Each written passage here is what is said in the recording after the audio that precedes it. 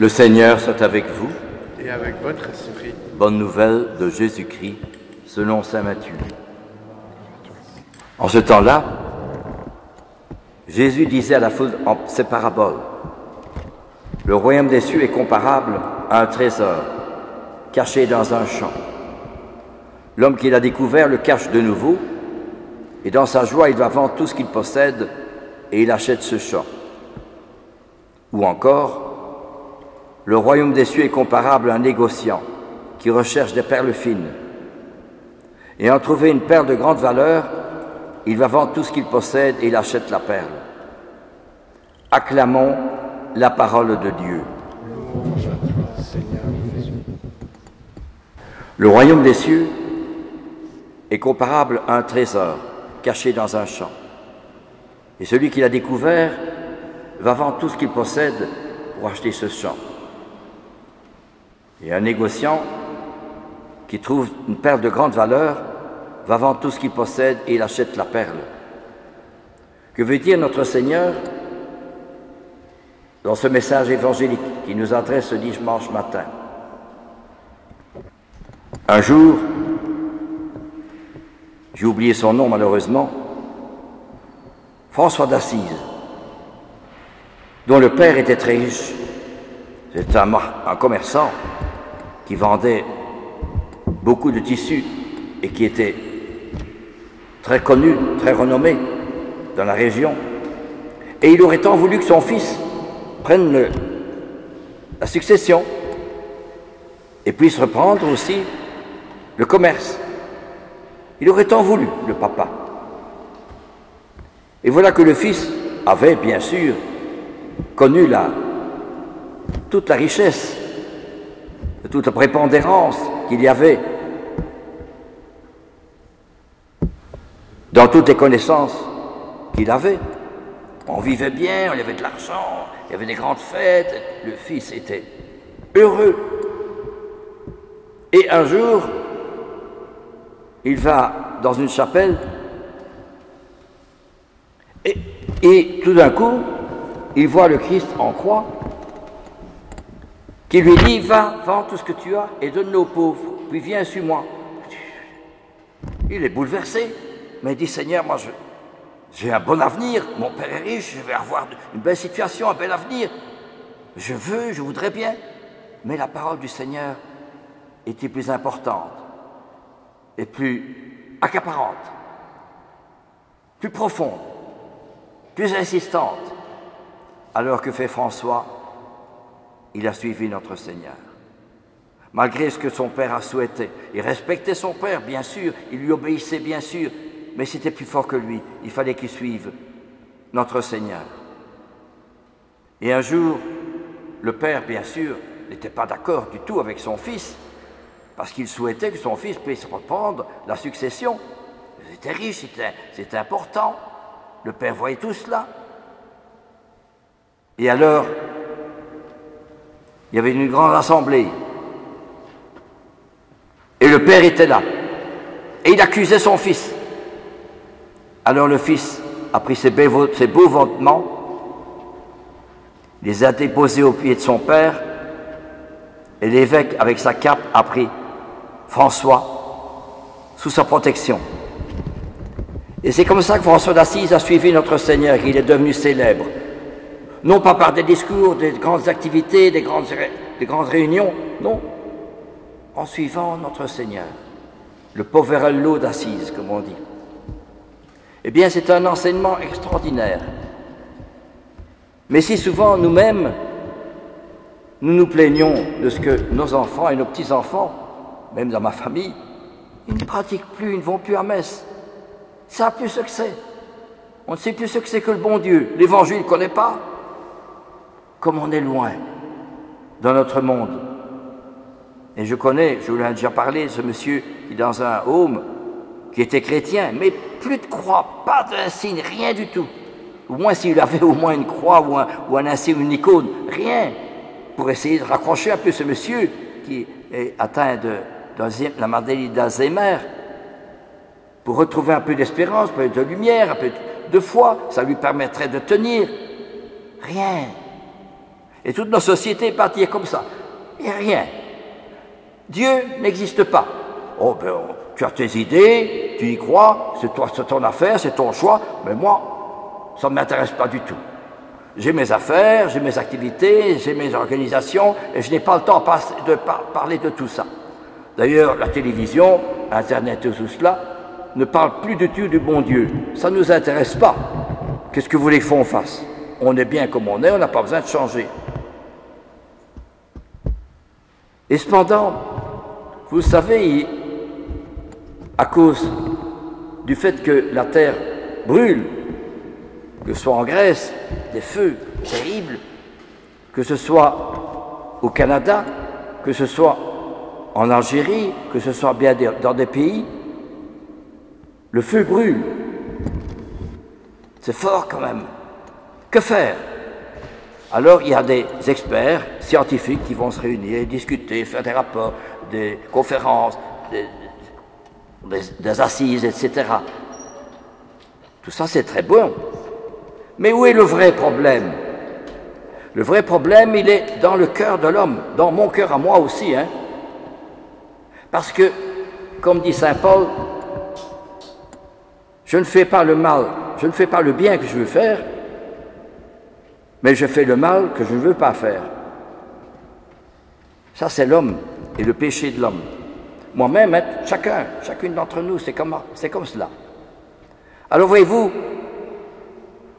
s'il y a un problème dans la nature, c'est l'homme qui est responsable, parce qu'il n'a pas voulu respecter la nature.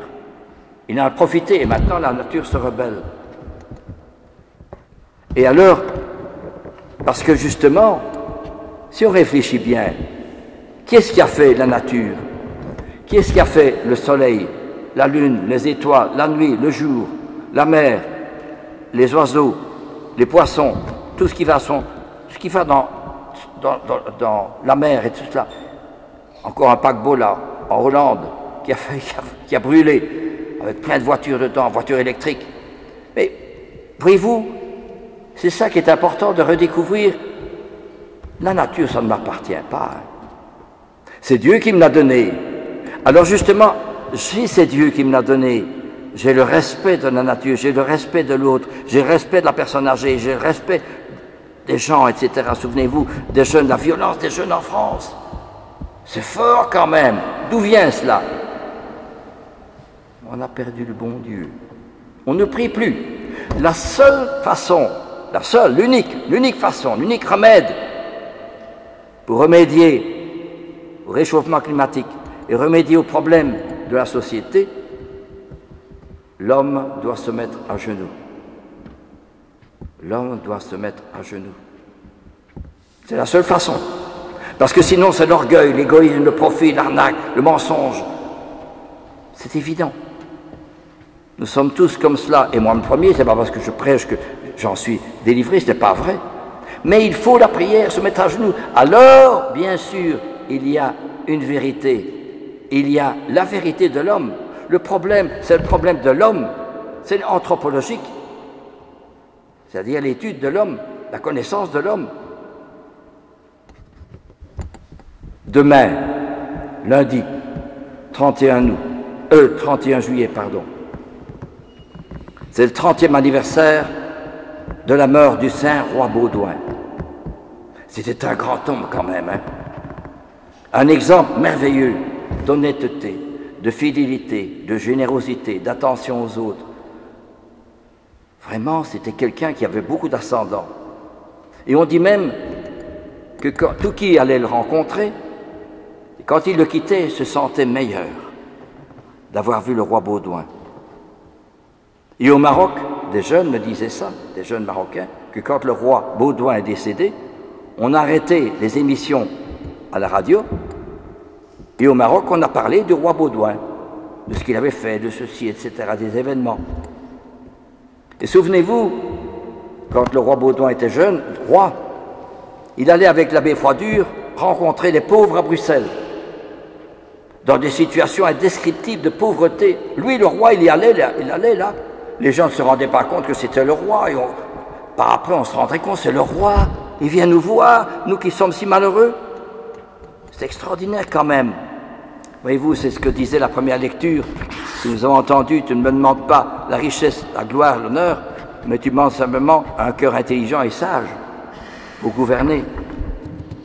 Eh bien, c'est cela. Demain, c'est le 30e anniversaire de la mort du roi Baudouin. C'était un exemple merveilleux de foi, de prière, de dévouement, de générosité, de sacrifice. Quand elle avait été, lorsqu'il y a eu des inondations, des catastrophes, il y avait une personne âgée qui a fait un peu froid et qui a fait le roi Baudouin. Il a enlevé son manteau, il a dit « Tenez madame, c'est pour vous. » « Non mais vous êtes le roi, c'est pour vous. » C'est un détail bien sûr, mais qui est significatif de quelqu'un qui n'hésite pas à donner sa vie pour les autres. Lucas, c'est juste, hein, Lucas, ce que je dis, tu écoutes, hein, oui. Alors justement, c'est ça qui est important. Dans notre monde, notre Seigneur vient nous dire « Le royaume des cieux est comparable à un trésor caché dans un champ. » Qu'en est-il de ce trésor caché? Qu'en est-il de cette perle précieuse dans ma vie? Comme saint François d'Assise. On ne nous demande pas de faire comme François d'Assise, mais on nous demande quand même de garder le sens des vraies valeurs. L'honnêteté, la fidélité, la générosité, le sens du devoir, le sens du pardon, le sens du courage, le sens de la générosité, du dévouement, de la gratuité. Toute valeur que ça n'intéresse plus aujourd'hui, il n'y a pas d'argent derrière tout ça. Mais si justement, et c'est la raison pour laquelle je n'ai pas institutionnalisé le foyer dont je m'occupe, parce que la raison fondamentale pour laquelle tant de jeunes deviennent SDF, c'est parce que justement, ils ne rentrent plus, ce sont des fruits de... Ils ne retrouvent pas la gratuité, ils n'ont pas été éduqués. Parce que justement, on a pris l'argent, le savoir, le pouvoir, on a fait le jeu. Et parce qu'on a fait le jeu, on a menti à la vérité de l'homme. Et ces jeunes sont les premières victimes. Maintenant, ils sont aussi victimes, mais aussi complices de la situation. Voyez-vous, eh bien, c'est cela qu'il faut réfléchir. Être chrétien, c'est quelqu'un qui réfléchit, qui ne suit pas les yeux fermés, ce qu'on dit à la télévision, la radio, etc. Non, mais qui réfléchit, se dit, mais enfin, où est-ce qu'on va? Qu'en est-il de Dieu? Que fais-je, moi, de Jésus-Christ et de l'Évangile? Car tout homme qui s'élève, il aime le monde. Vous direz, je suis tout seul, je n'ai personne, je n'ai presque plus de famille, et mes enfants, ils sont loin, etc. Que voulez-vous que je fasse? Eh bien, justement, toute âme qui s'élève, élève le monde. Et je voudrais justement terminer comme cela. Si nous pouvions savoir ce qu'il y avait dans le cœur et dans la tête du Père Kolb, moi je me pose souvent la question, du Père Kolb, quand il prend la place d'un autre dans le bunker de la faim et de la soif, pour y mourir de faim et de soif, avec un pot pour l'hygiène, c'est formidable, rien, sans manger, tout nu. Il l'a fait, il l'a éterlé, mais il est fou. Ou bien alors, il y a le bon Dieu dans son cœur, c'est pas possible autrement. Ou bien un père d'Amiens, qui dit, mais c'est fort quand même, tous ces lépreux, il faut mettre du parfum tellement ça sent fort. Et il reste avec eux, mais il est fou, hein. Ou bien alors il faut qu'il soit habité par le bon Dieu. Ou un Charles de Foucault, qui vit parmi tous ces pauvres, d'une façon si pauvre, il est pauvre, et les accueille dans une misérable cabane, si je peux parler ainsi, que lui a construite. Mais il est fou, hein? Ou bien alors il est habité par le bon Dieu, et ainsi de suite.